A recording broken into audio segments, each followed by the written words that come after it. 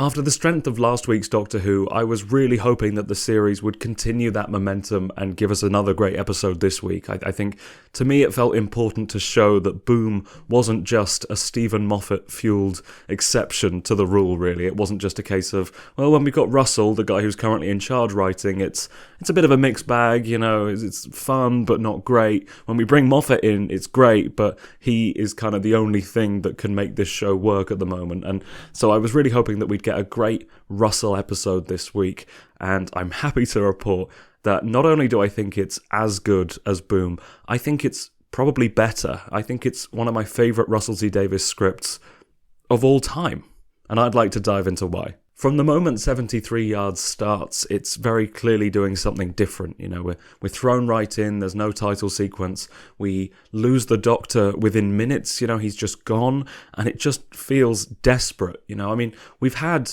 Doctor Light episodes before, episodes where the Doctor is hardly in it, but I think the thing about those is that you look at Blink, you look at Love and Monsters, they are from the perspective of someone else. They're from the perspective of Sally Sparrow or Elton, and it's just a case of, you know, the Doctor's around and he's doing doctory things, but we see that from these characters' perspectives, and it's like, okay, this isn't the Doctor's story. You know, we're not wondering, like, where's the Doctor? Because why would the Doctor be at the DVD shop? Why would the Doctor be at the Linda meeting? You know, the Doctor is existing somewhere, he's just over there, but in this one, it's like, you know, there's no format shift, there's no perspective shift. It's a setup where the Doctor should be present, but he isn't, and that feels wrong. It feels like, no, he should be here, hang on, weird stuff's happening, and the companion's here, and she's on her own, and we need the Doctor because he's our kind of security, he's our kind of, our knowledge, he's our authority, and it kind of launches us right into this feeling of dread and this feeling,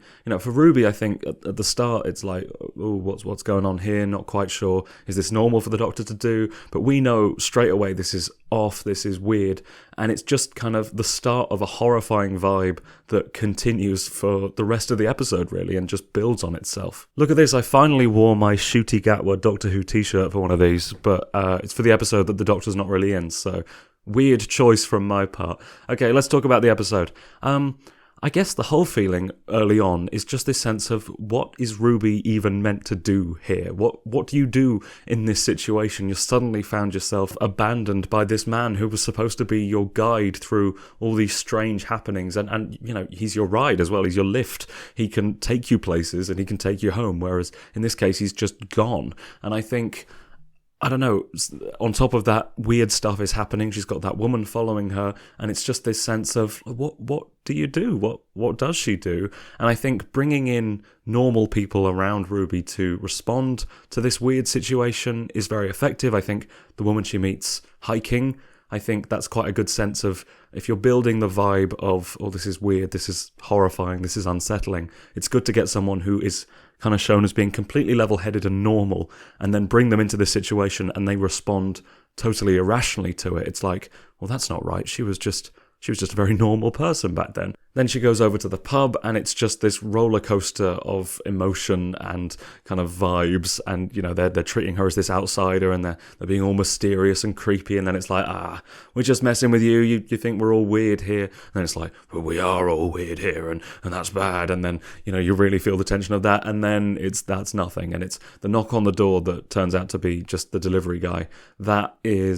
That's the classic horror thing, you know, where the suspense builds, and then it's just a cat, you know. It's that kind of thing, but I think for the moments that they are building that tension and creating that uneasy vibe, that's really effective. I think the cast are all great, they're all funny, they're all fun, but when they need to sell those moments of scariness, they really do. And I think what I quite like about, sometimes in a horror thing, you'll get that misdirect, and the character in that moment is like, oh, phew, I thought there was something weird going on, but actually, you know, you're all messing with me, there's nothing, and then there does turn out to be something. But Ruby doesn't have that moment because she, from the start, knows there's something weird going on, and when they, I guess, abandon her on that ruse, her kind of answers disappear a little bit, and as much as she didn't want to be murdered by Mad Jack at the door, it was a case of like, I don't know, for a while there, she had people to experience this with her, and now she is back to being totally alone.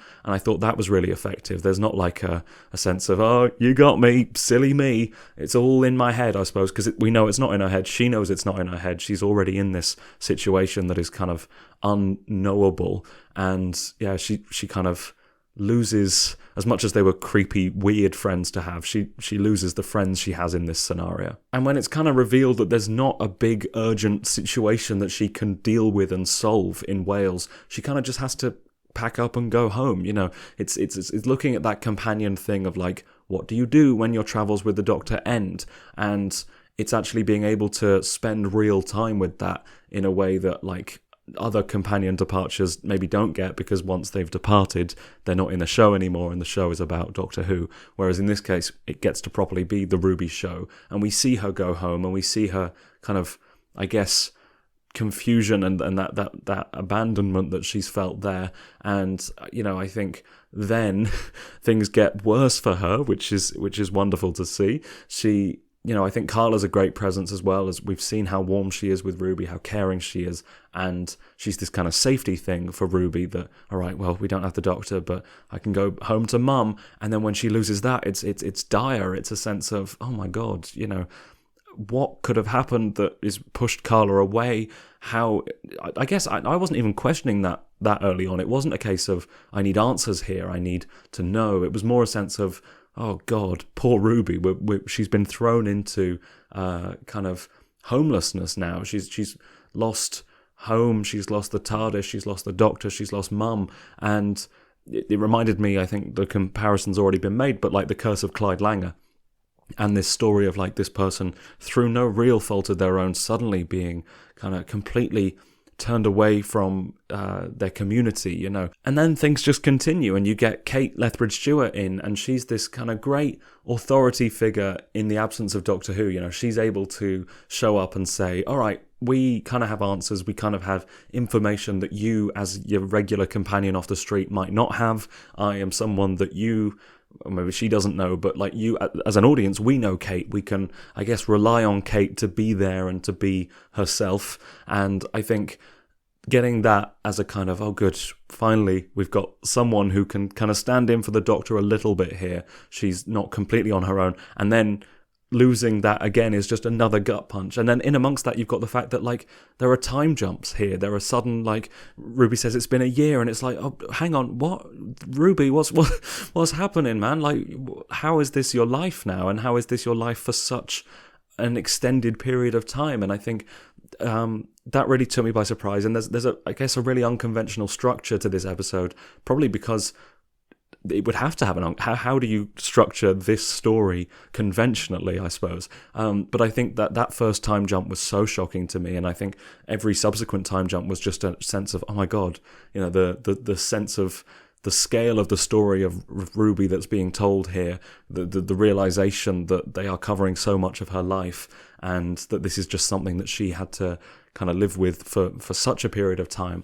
I felt that was really interesting, and I think I benefited from never knowing how far into the episode I was. I wasn't looking at the time, I wasn't pausing it. I was just going like, I don't know if I've been watching this, I don't know if they're going to wrap it up in the next 5 minutes or if we're going to get another 20, because for me it just felt like things were just piling on, and it kept going, and that in the best possible way. I mean, it was literally just a sense of like, oh God, she's got this, she's got this, she's got this, and it just this kind of unrelenting sense of dread and horror, I suppose, but not in a kind of not just in your face blah blah blah kind of horror, not just jump scare. We're really ramping up the tension over and over, just this kind of persistent underlying horror of existence and of losing everyone in your life. I think that's some of the most effective horror that the show is capable of, is to really bring in that kind of personal sense of loss. And Millie Gibson really does a fantastic job as Ruby, selling all of that. You really buy into her as a performer. You're really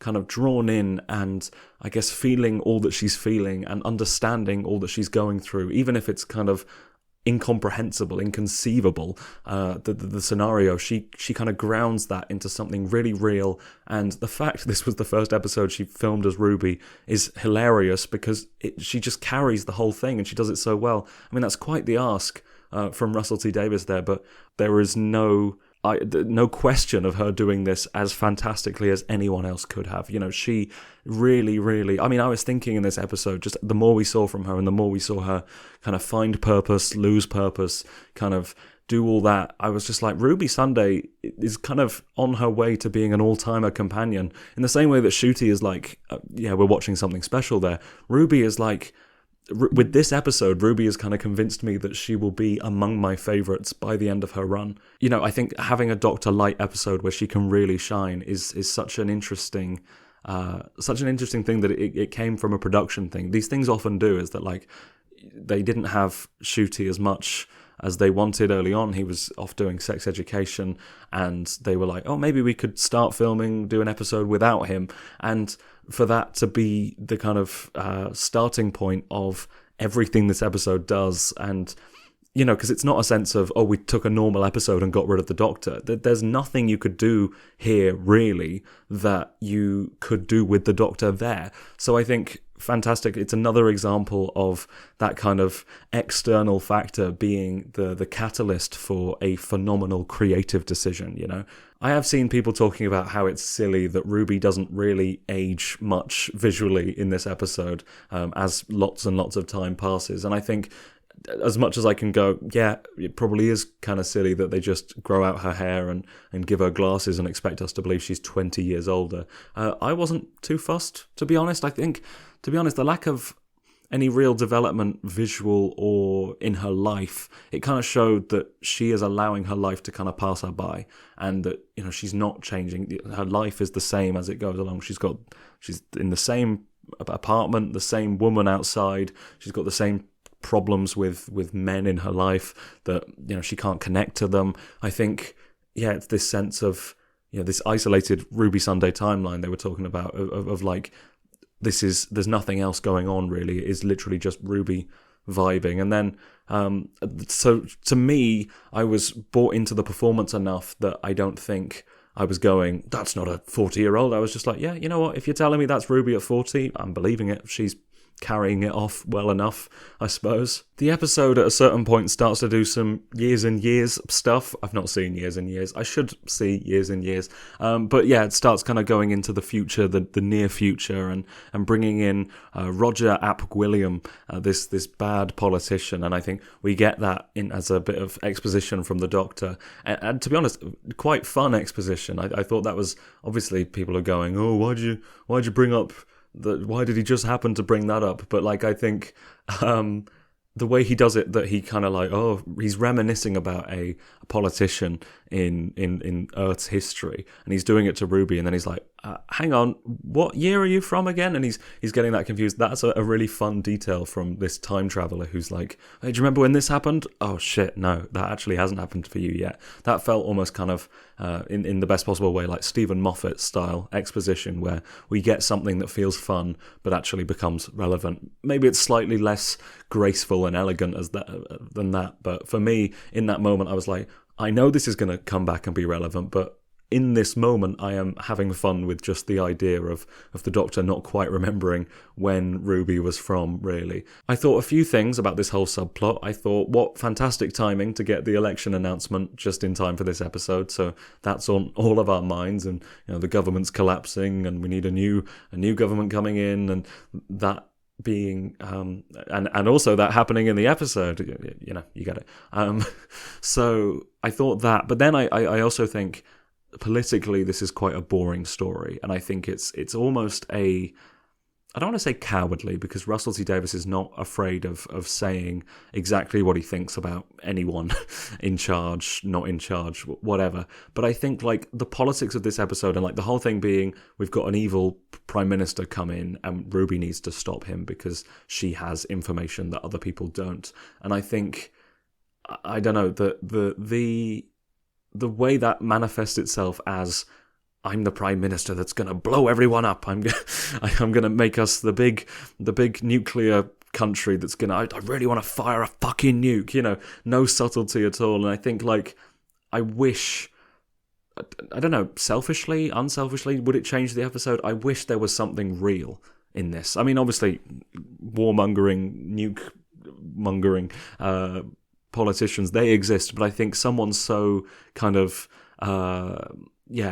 substanceless beyond just, I want to kill everyone, that isn't as that isn't as tangible as a politician who has actual policies and actual hate and actual, this is Russell we're talking about. He shouldn't be, avoiding getting specific. He hasn't avoided getting specific about things in any of these episodes, really. So I think it's odd that when you do the politics episode, you kind of skate around, I guess, coming down on anything beyond it would be bad if the Prime Minister blew everyone up. So that was probably my big issue with the episode was that political angle. And I guess we are given the slightly more tangible reason to hate him is that he's kind of there's the kind of sexual harassment, abuser element to him, and he's got this kind of sleaze, this kind of very real, very human kind of angle that I know some people felt was very misjudged, and maybe it was. I don't know. I didn't mind it. I kind of felt that at least we were getting something from this character that allowed us to hate him beyond this kind of maniacal, cartoonish eviling. But yeah, there are probably better ways to explain why a character is bad beyond just kind of making him, a rapist, a sexual assault kind of character.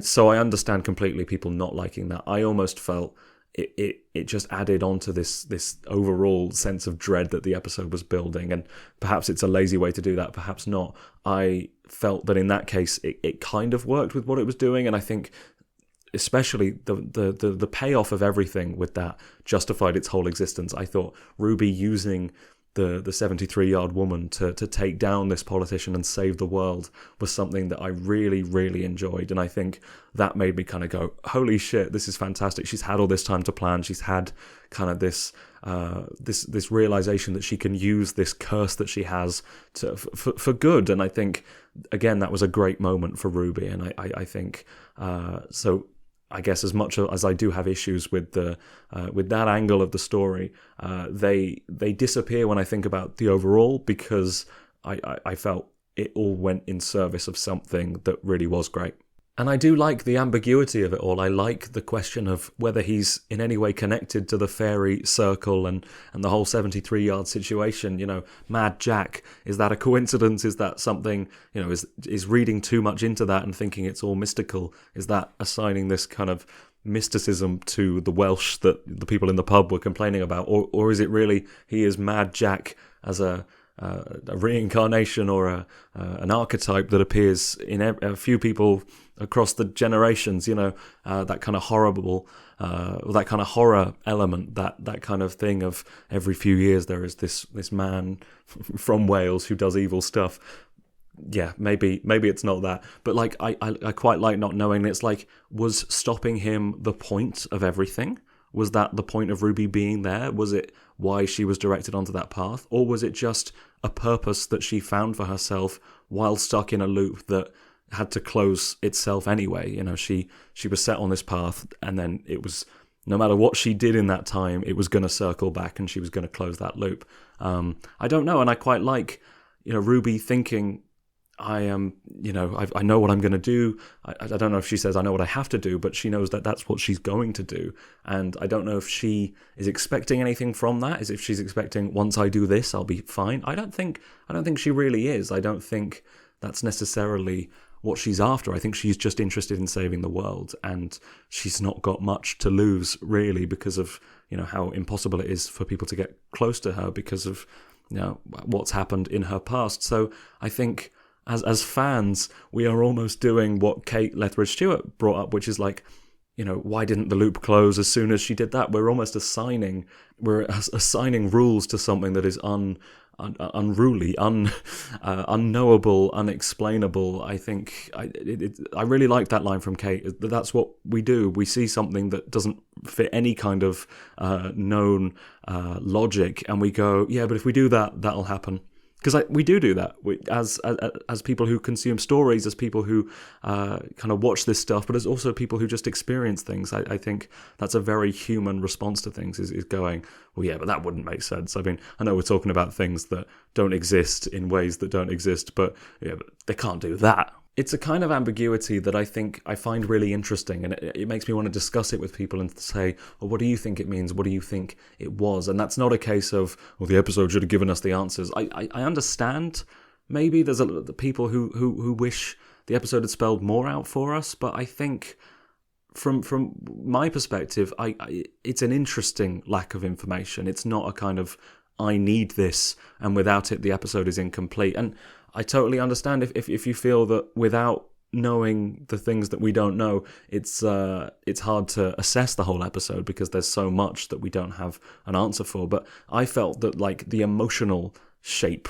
of it was complete. The story element, the I guess the less lore, less kind of answers stuff, and the more character stuff, that had come full circle in a way that I finished the episode being pretty satisfied with.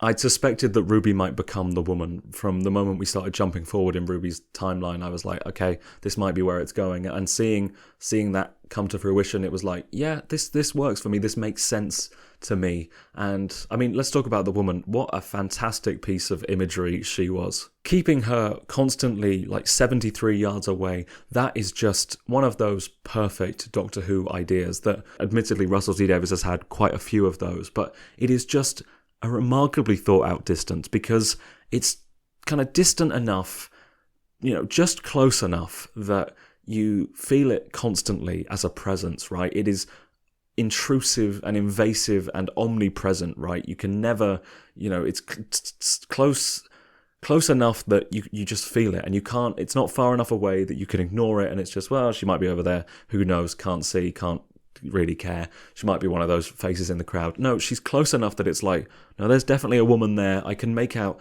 so much about her, and she's clearly doing something, but again, it's distant enough that you can't make out enough to ever be put at ease by that. You can't make out her face, you can't make out what she's saying, you can't really see what she's doing. Like it's not inherently a threatening motion, but because she's doing something that you don't know and saying something that you can't hear, it's creepy, it's dreadful, and it's just such a memorable kind of concept, and I really, really loved it. And they executed bringing her to life on the screen really well, to the point where I, naively I guess, never really considered the behind-the-scenes logistics of filming someone at that distance and keeping them at that distance. And I think you see in Doctor Who Unleashed the kind of effort that went into, I guess, portraying this character at the perfectly creepy distance and making sure that looks right on all the lenses. And they film her in such interesting ways, and I love when it kind of, we're looking at Ruby or something, then it pans over and then the focus shifts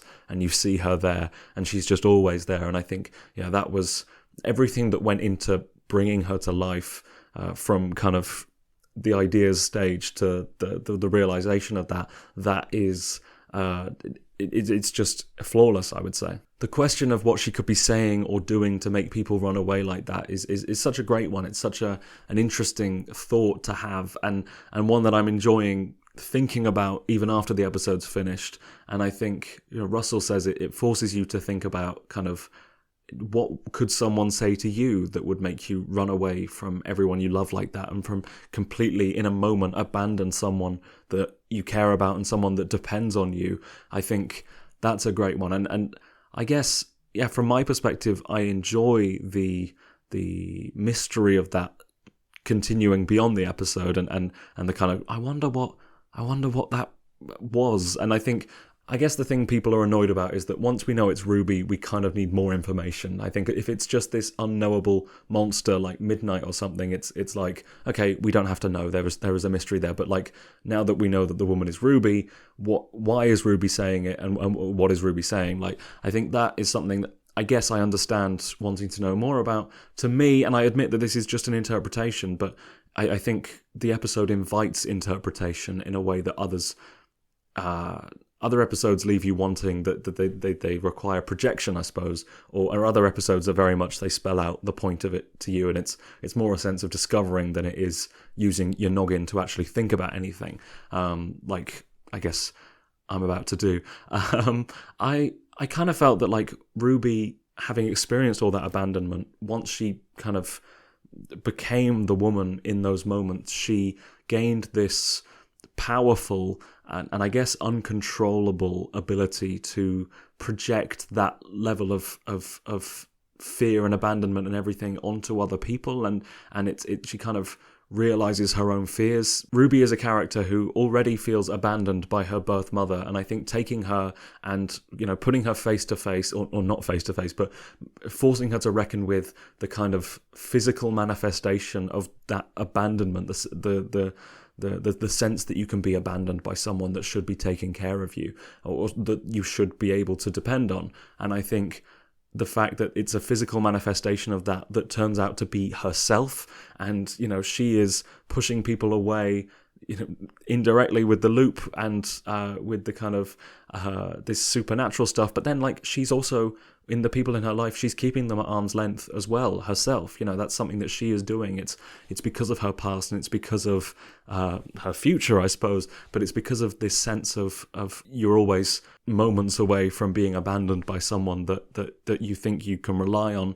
And I think the idea of Ruby as an adult who's lost everything, kind of not meaning to, but projecting that onto other people and getting them to suddenly do the abandoning and do all that, I find that really interesting. It might not be what Russell intended. It's not something that I think, if you don't subscribe to this way of reading it, then the episode doesn't work. I think, to me, that's what I think is a really interesting way of doing it, and I don't know if I'm alone in this. I've not properly soaked up the discourse of this one. I kind of turned on Twitter and got a headache. So that's kind of where I'm at with it, and I've enjoyed thinking about it, and I like the fact that it's an open-ended thing. But yeah, I guess if you're not sold on any of those kind of readings, mine or your own or someone else's, then I guess it's a little harder to pass what the episode's doing. But I think, I don't know, maybe the episode should be giving us more to work with, but I felt I was given just enough to really sink my teeth into thinking about it. And I hope that the comments are full of people who have had similar thoughts, not similar thoughts, but similar kind of experiences of, like, what do you think's going on in this? Because it's not like the character work isn't there. It's not like the pieces aren't in place for us to read into this, you know? I think if it was a completely nothing character in a nothing story where nothing was explained, we would be having a really hard time, and people would be working really hard to kind of make meaning out of something that has none, like I think happened a lot in the Chibnall era. See, I don't usually say stuff like that, but that's the kind of unfiltered, unscripted Joe that you get in these videos when I'm tired and I've been working too much. So I've seen people say that, you know, their experience with this episode, their opinion on the episode depends on, you know, whether we get future explanation and exploration of this, that whether it's setting stuff up, on, you know, whether we get answers later on. And I think I agree, but in the opposite sense, I would be really disappointed to see any of this stuff revisited. I don't want to see Roger Ap Gwilliam revisited. I don't want to see Ruby's season-long mystery arc. I don't want to see that tied into, you know, all this stuff with the woman and this loop that she became part of. I think I would rather this just exist as its own thing, this own wonderful thing. And yeah, I think it ties into everything that the season is doing in a kind of character sense, but not a lore sense. You know, it feels so consistent with Ruby and what we know about her and how we understand her emotional state and everything. And I think it's kind of season consistent in that way.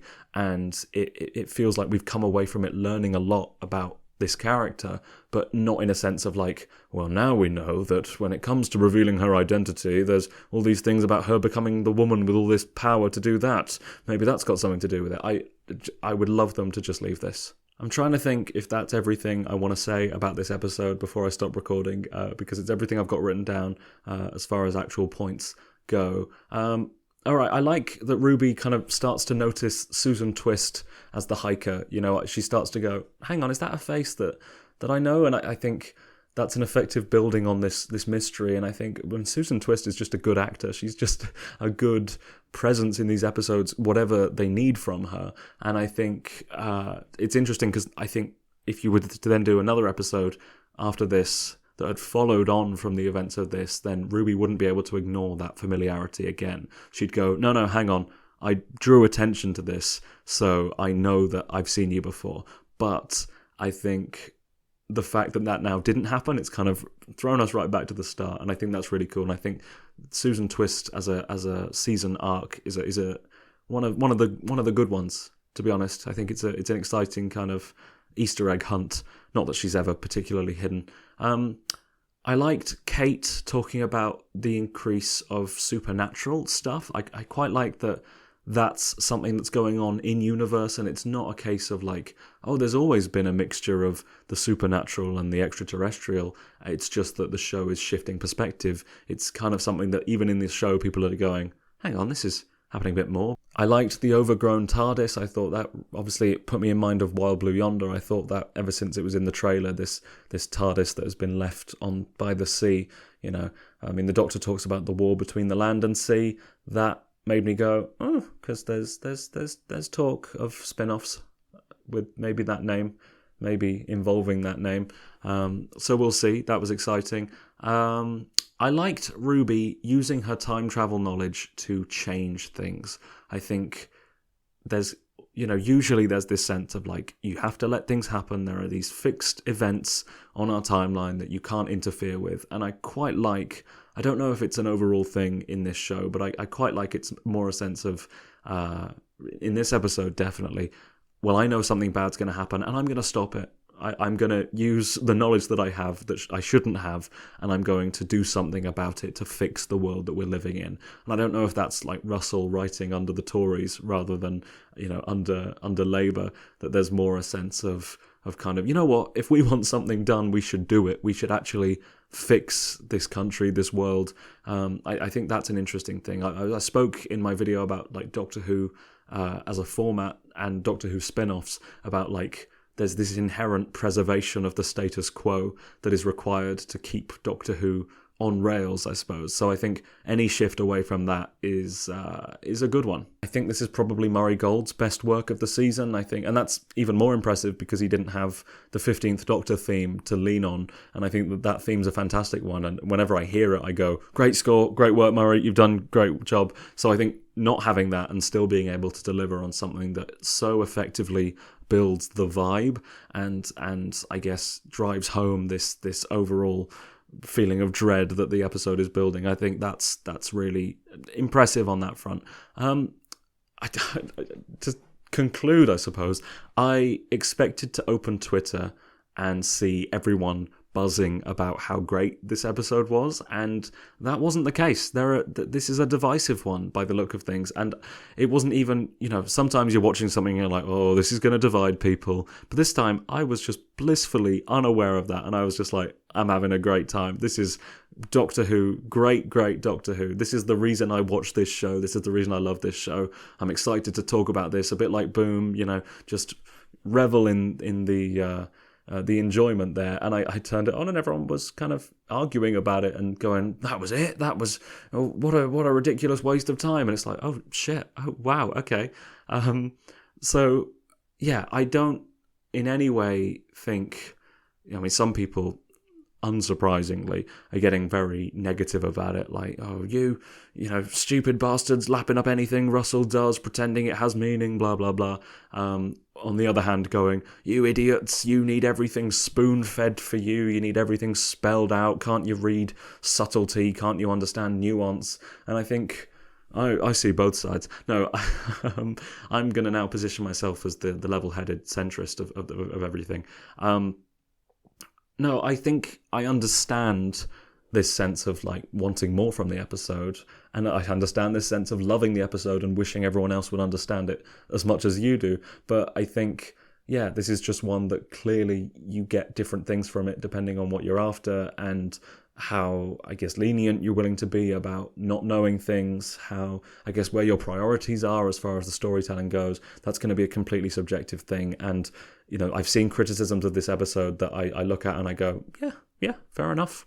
To be honest, you can't disagree with them. It's just that as much as I can see that they are correct, they don't impact the episode, my enjoyment of the episode, in the sense of like what I'm looking for from the episode. So I think that's really interesting because, yeah, I don't know. I'm really interested in discussing this episode in the comments, and, you know, from people who do like it, discussing what we think it all means, and from the people who don't like it, discussing what did work about the episode, what didn't. I know a lot of people really liked the first 20 minutes, and they think that after that the episode just went downhill, and, you know, everything with the pub and those incredible close-up angles on all the people in the pub and that whole stuff, and then that ends and the episode keeps going. And I commented on that, and I commented on how it just keeps building on itself, and to me it just felt like it kept, you know, my enjoyment just kept mounting. It just kept, all these reasons kept growing, and all this stuff that was happening to poor old Ruby was growing and growing and growing, and that was so exciting to me. And with every twist and turn I was more engaged and enjoying myself more. But I understand, once it takes a shift away from the stuff you're enjoying, I understand not necessarily liking it as much. I really did. I thought, you know, I was totally strapped in, on board from start to finish, and it had a payoff I really liked. It had multiple payoffs that I really liked.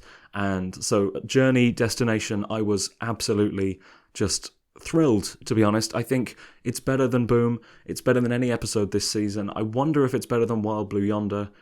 It's probably up there. I think it really might be, from my perspective.